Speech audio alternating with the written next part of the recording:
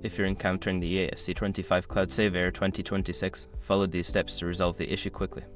This guide will help you troubleshoot and fix the problem efficiently. Step 1. Check server status.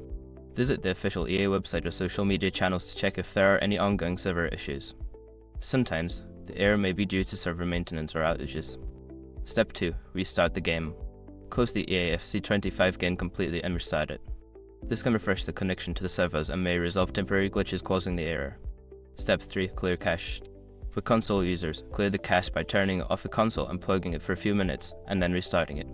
For PC users, you can clear the cache by navigating to the game settings and selecting the option to clear cache. Step 4. Check internet connection. Ensure that your internet connection is stable and working properly. You can do this by running a speed test or trying to connect to other online services to confirm connectivity. Step 5. Relink EA account. If the issue persists, try unlinking and then relinking your EA account from the game settings. This can help reset any account-related issues that might be causing the error. By following these steps, you should be able to resolve the Cloud Save Error 2026 in EAFC25. If the problem continues, consider reaching out to EA support for further assistance.